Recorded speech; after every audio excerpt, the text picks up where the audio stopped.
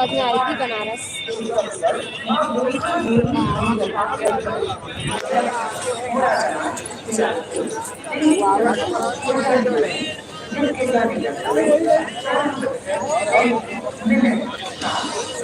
मेरे होठ पे ये पता नहीं क्या हो गया, कितना गंदा लग रहा है यार।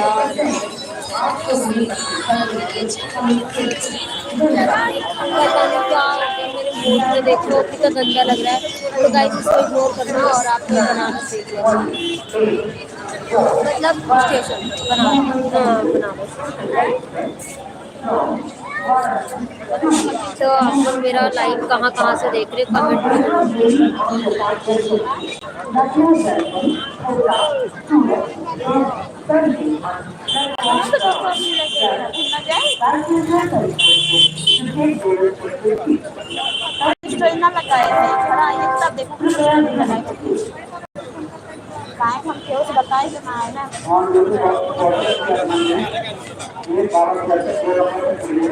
अब हम लोग घर जा रहे हैं बस से। बस इधर आए थे फोटो वीडियोस लेने।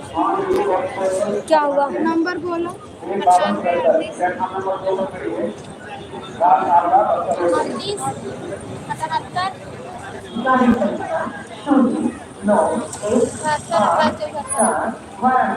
मुंबई सेंट्रल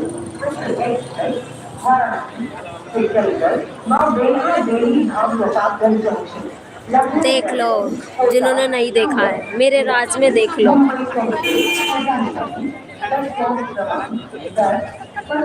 मोटी को भी देख लो।